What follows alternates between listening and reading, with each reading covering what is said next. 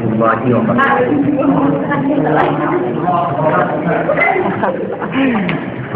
Sini juga Pak.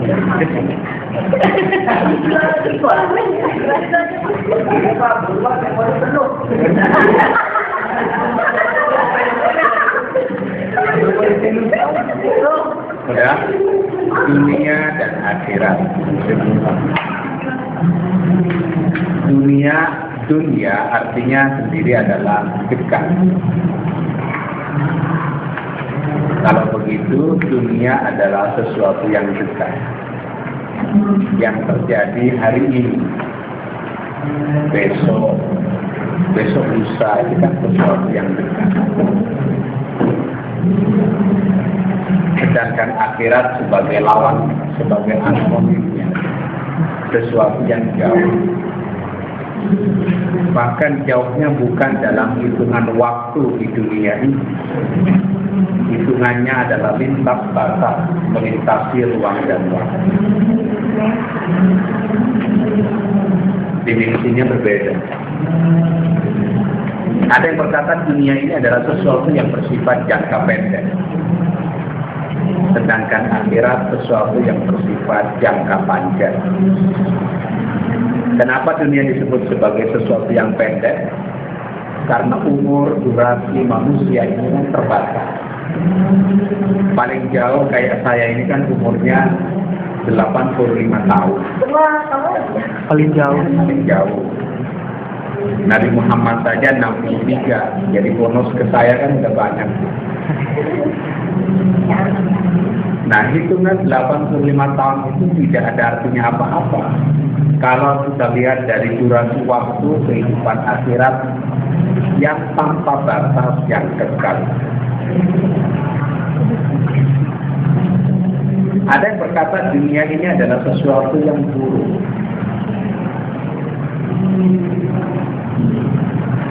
Sesuatu yang buruk, yang rendah. Makanya disebutkan di dalam Quran dunia ini adalah mata ulu-ulu. Dunia ini tempat ketertipuan. Orang bisa tertipu.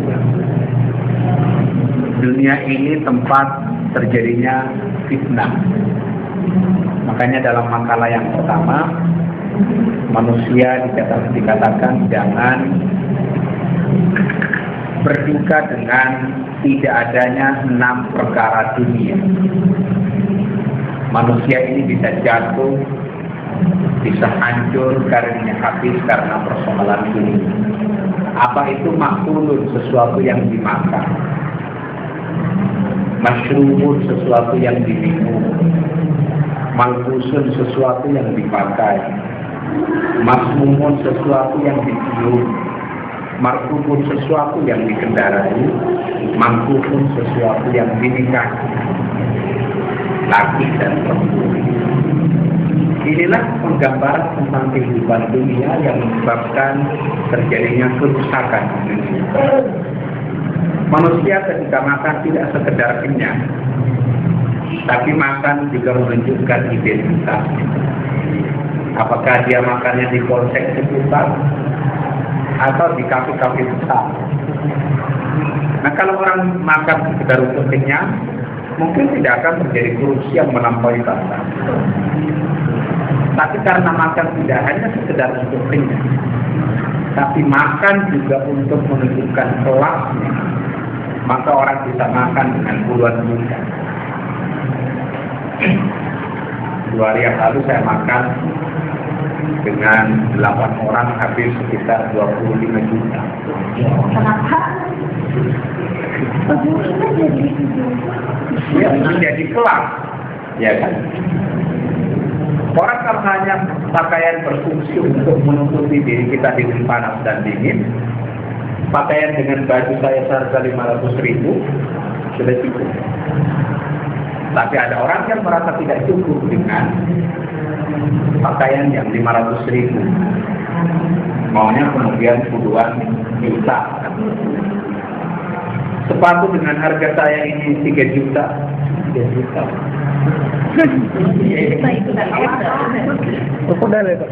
Sudah cukup. Tapi ada orang tidak merasa cukup kalau tidak membeli sepatu seharga puluhan juta. Itu yang menyebabkan kemudian terjadi korupsi, pengambilan hak orang lain. Kaos kaki saya ini harganya 300.000. Terus singletnya juga ditanya. Tapi ada orang yang kaos kakinya harganya jutaan. Kalau bros kayak Suci ini harganya 1.000, misalnya. Tapi ada orang yang harga brosnya itu 5.000. jutaan. Ini yang menyebabkan terjadinya kebangkrutan moral dari seseorang. Jadi tidak sekedar menjaga pakaian berfungsi menjaga diri kita dari panas dan dingin, tapi pakaian dijadikan sebagai identitas kelas sosial ekonomi. Begitu juga misalnya marhum sesuatu yang dikendarai, kalanya sekedar mengantarkan diri kita secara lebih cepat dari satu tempat ke tempat yang lain. Ya dengan mobil-mobil yang harganya 300 juta sudah cukup. Tapi ada orang yang mobilnya miliaran, padahal Jakarta juga macet. Itu yang menyebabkan kemudian menjadi korupsi. Itu sebabnya manusia bisa terjatuh dengan urusan-urusan duniawi. Maupun laki-laki dan perempuan yang dinikahi. Banyak orang yang bisa bertahan tidak terjatuh kepada kekeliruan karena soal harta. Dia bisa bertahan, tidak korupsi, tidak kolusi dan tidak nepotisme. Tapi ada orang yang tidak tahan melihat perempuan, ya kan? Bisa terjatuh karena perempuan.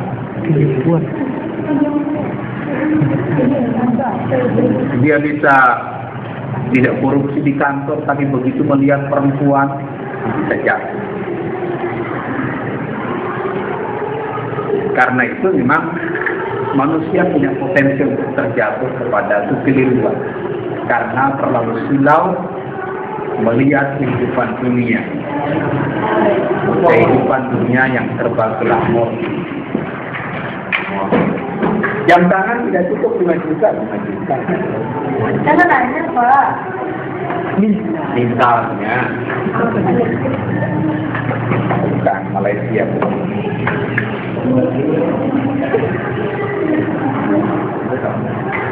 Tapi ada orang yang ingin menunjukkan jenis arlojinya dengan merek tertentu.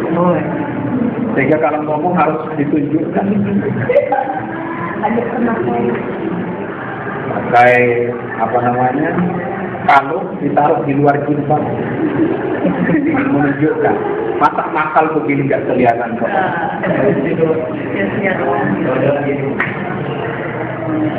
Ini eman-eman cincin mahal ini nggak kelihatan, jadi kalau ngomong begini.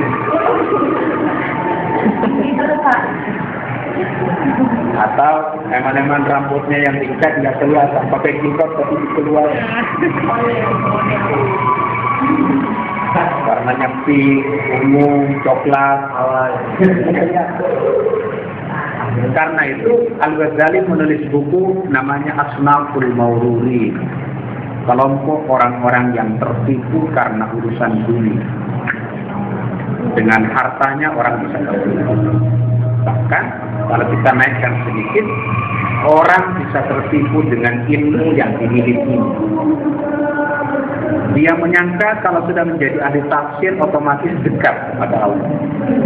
Tidak sedikit ahli tafsir yang perilakunya tidak menunjukkan dia sebagai ahli agama.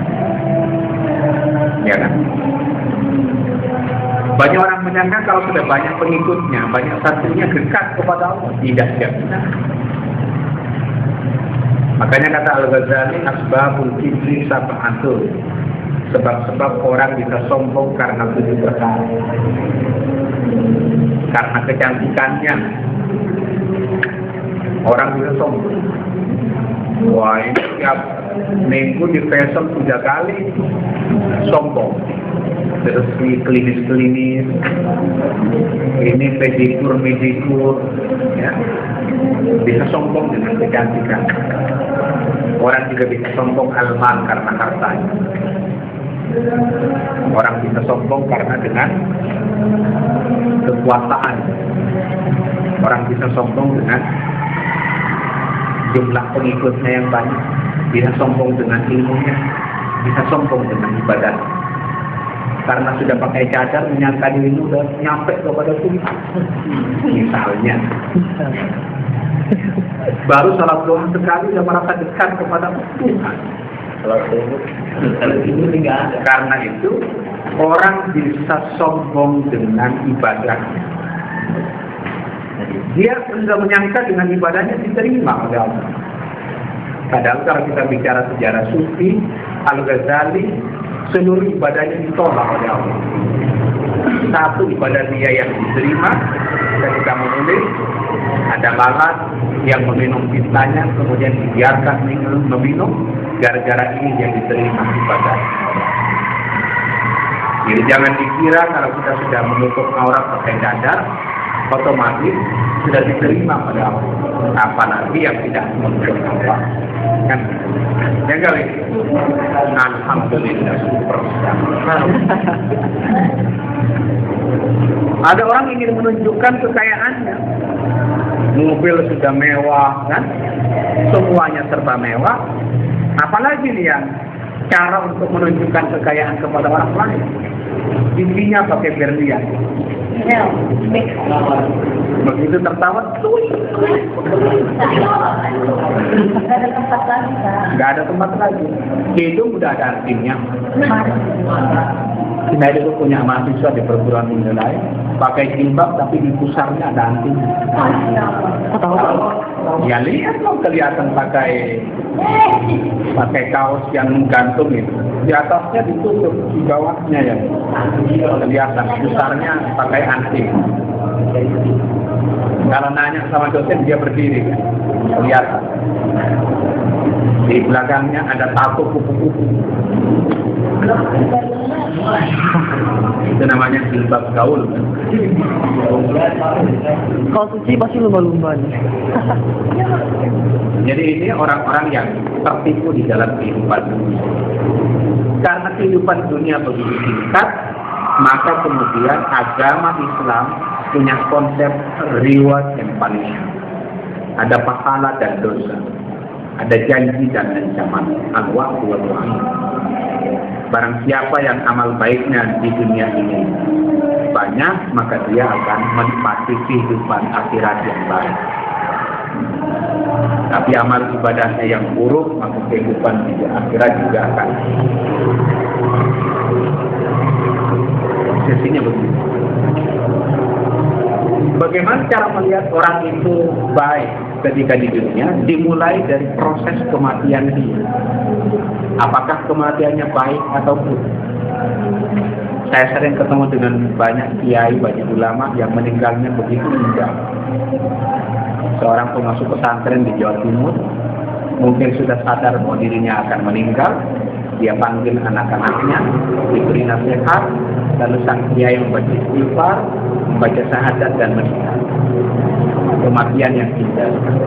Seorang kiai di Cirebon beberapa tahun lalu meninggal dalam keadaan salat zuhur. Ini kematian yang indah sekali. Ibnu Hajar menulis sebuah buku Al-Istiqdad al-Maut, persiapan di kematian. Rektor UIN Jakarta buku judulnya Psikologi Kematian. Proses kematian, proses ditarik nyawa dari tubuh manusia ini digambarkan di dalam beberapa hadis dan sangat berat. Di ayat ini disebutkan waja'at sakratul maut bil haqqi dzalika ma kunta minhu tahid. Sakratul maut itu akan datang sesuatu yang dahulu dimintai oleh ya bisuri wa dzalika yaumul wahid. Tiup sangkakala ini mati semua manusia. Semua yang hidup akan mati. kullu man 'alaiha fa. Semuanya akan mati, nggak ada gunanya di vessel tiap minggu mati juga. Gigi sudah dirapiin, hancur juga. Nggak ada yang awet, nggak ada yang abadi. Kemarin kan Bapak ikut seminar itu ya Pak, tentang pengawetan. Bapak ikut seminar sains itu ya Pak. Kemarin kan Bapak pernah bilang Bapak ikut seminar tentang pengawetan tubuh kita ini gitu. Jadi tetap awet. Itu gimana Mas Bapak? Ya, itu beda lagi. Kita bicara agama, bicara tafsir. Jadi masuk ke dalam kehidupan akhirat. Semuanya akan mati dan proses kematian itu peniupan sangkakala itu luar biasa. Digambarkan di dalam Quran, idza zulzilatil ardu zilzalaha. Kalau bumi sudah digoncang segoncang-goncang. Kemarin di Aceh 2004 tsunami itu baru 6,5 skala Richter. Untuk 8,9. 8,9. Nama yang di Tokyo kemarin? Sampai 8. Kalau 8 ya hancur semua. Itu besar sekali. Yang di Tokyo itu 6 tapi dekat kan, berapa kilometer dari permukaan tanah itu udah hancur semua. Nah pada saat itu orang sudah tidak berpikir semua orang akan mati. Digambarkan di dalam Quran wa tadhu kullu dzati hamlin hamlaha. Bahkan sampai orang yang hamil keguguran. Wa taranna sukara, dan kamu akan melihat semua orang ini akan mabuk. Wa ma hum bisukara, mereka tidak mabuk, walakinna adzaballahi syadid. Siksa Allah yang terlampau keras yang dialami oleh manusia. Jadi nggak ada orang yang berpikir. Makanya kayak kasus di Aceh ketika tsunami, ada ibu-ibu lagi mandi di kamar mandi keluar, nggak pakai baju apa-apa, nggak ada orang mikirin mau lihat suci kayak apa, nggak ada tapi semua udah mabuk. Indah mau lihat suci kayak apa, penasaran banget, nggak sempat lagi. Ada takut. Empat lagi dan nggak berpikir gitu. Makanya nanti ketika manusia ini seluruh dunia ini akan hancur, manusia tidak lagi berpikir tentang diri. Mau pakai baju apa udah nggak sempat, semua telanjang udah nggak karu-karuan. Jadi nggak lagi lihat Abdul kayak apa ya, Abdul yang dibungkus-bungkus terus udah nggak ada lagi.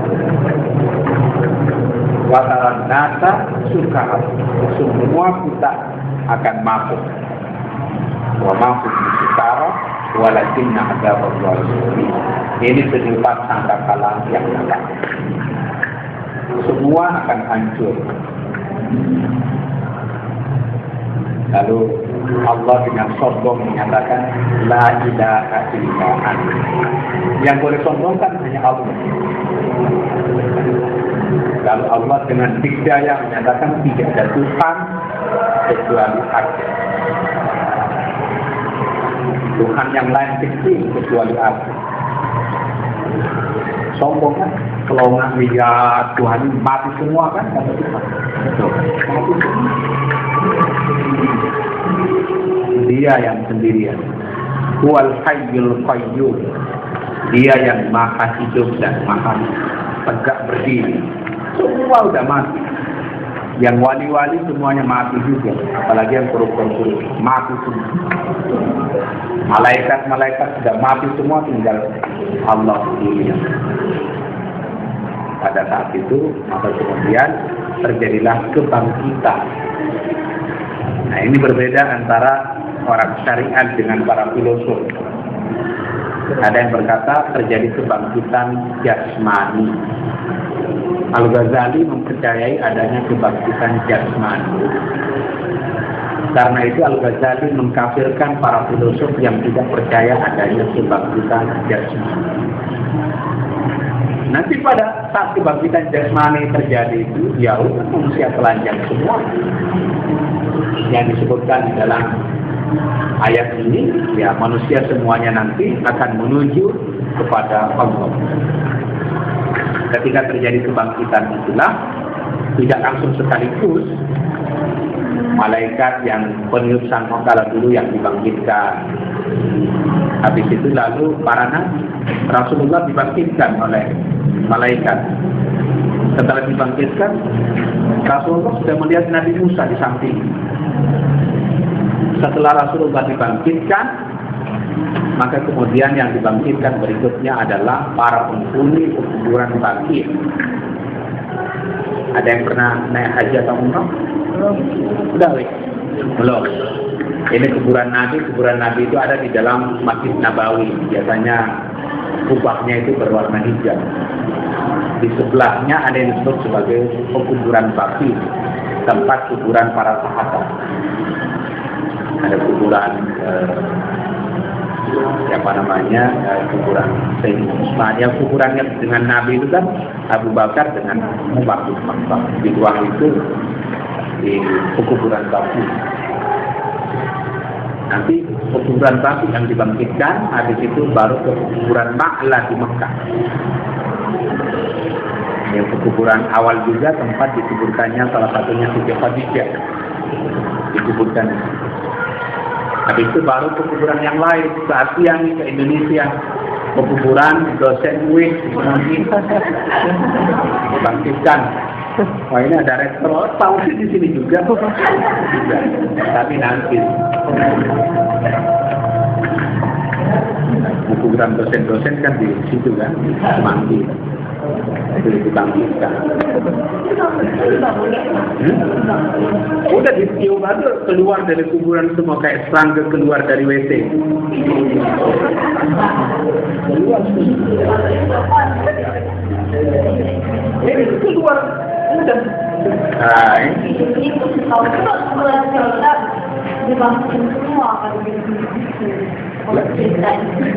Ya dipilih dulu dong.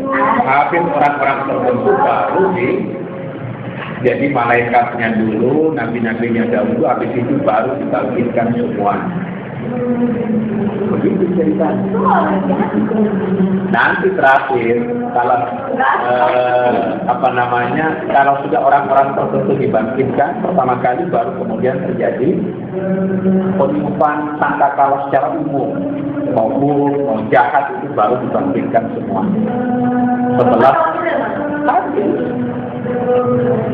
Setelah Rasulullah dibangkitkan, malaikat dibangkitkan, Nabi Musa dibangkitkan, nabi-nabi dibangkitkan, baru terjadi kebangkitan massa. Yang tadi itu seperti kecoa keluar dari itu. Kira-kira begitu. Keluar. Apa penggambarannya kalau tidak ini? Ada penggambaran lain kan? Yang langsung keluar ini kan? Kira-kira itu ya? Semut. Ya, semut keluar dari sarangnya. Atau lebah keluar dari sarangnya. Berjibun dia. Lalu menuju kepada Allah, itulah prosesnya panjang. Di situ berkumpul ada klaster-klasternya. Kan? Apakah saya perlu sampai ke situ? Ceritanya begitu. Silakan rombongan akidah filsafat, siapa ini kedua jurusannya? Pak Agus dan Haji. Ada ini kumpulan umat Islam kan Nabi Muhammad yang akan memberikan syafaat. Tapi ada klaster-klasternya, kayak rombongan haji kan ada klaster. Tapi ada yang mau ikut saya sendiri, nggak apa-apa juga. Nggak apa-apa. Mau coba ikut saya nggak apa-apa. Nanti kalau saya bawa terbang tiba-tiba udah ada dalam surga kan? Amin. Nggak apa-apa juga. Asalkan ibadahnya kan benar, tidak sombong karena ibadahnya. Kata Anandawi, ibadah harus ikhlas. Kata Hakim, ikhlas itu adalah jagalah hati, jangan berlebihan. Ada begitu.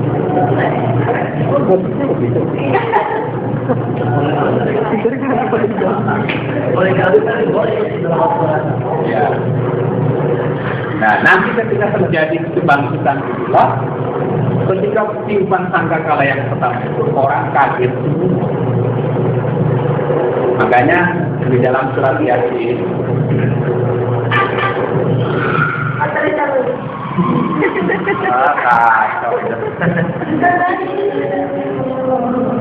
di dalam surat Yasin disebutkan, ini bukan Injil loh.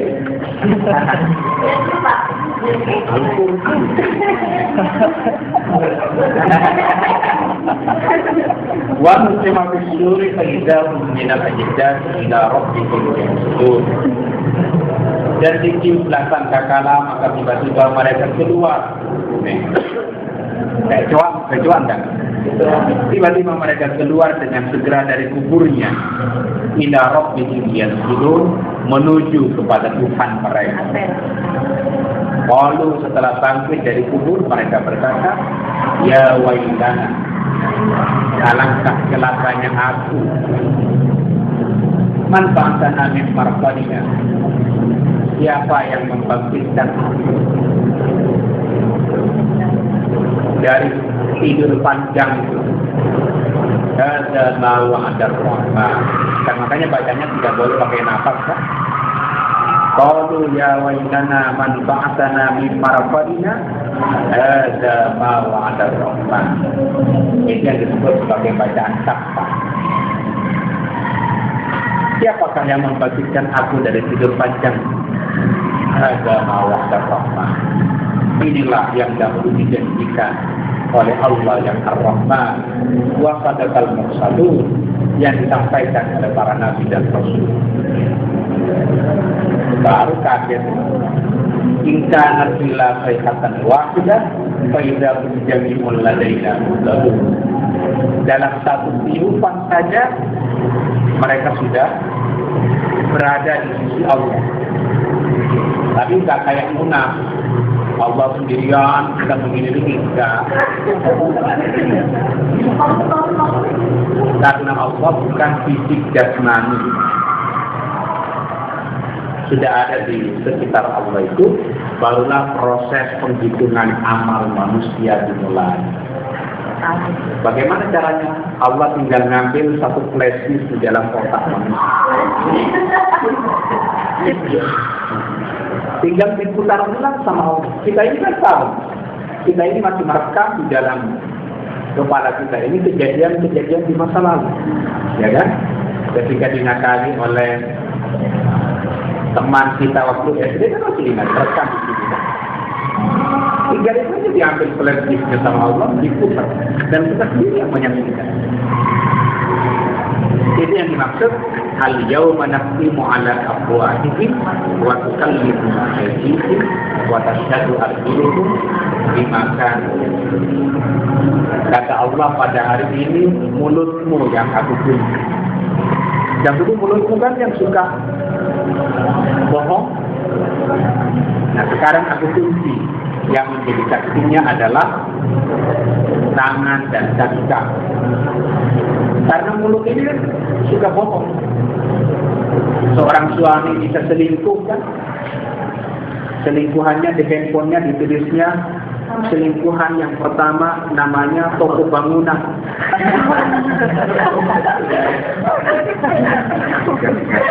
Kedua apa? Ada seorang teman yang selingkuh, nama selingkuhan di handphonenya toko bangunan. Kata ketika ada telepon itu di istrinya, Pak ada telepon dari toko bangunan. Tapi kemudian pagi-pagi si toko bangunan nanya, udah sarapan belum? Loh, toko bangunan udah sarapan belum?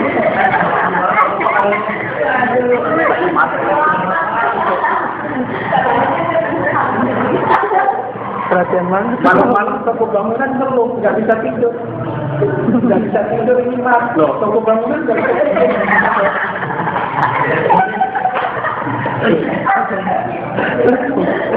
Bukan restoran Padang aja, Pak. Toko bangunan, ada restoran Padang. Jadi bisa berbohong kan? Istri kan juga begitu, bisa berbohong. Apalagi yang suka main ke tempat-tempat ini cerita ini seorang suami yang selalu datang ke tempat-tempat pelajaran, tidur malam, biasanya kan subuh-subuh udah mau pulang bayar, ngeluarin dompet bayar. Suatu waktu dia pulang ke rumahnya, tidur bareng istrinya, subuh-subuh bangun lagi mau bayar. Jadi kaget loh, ada apa ngeluarin dompet? Ini dari KTP.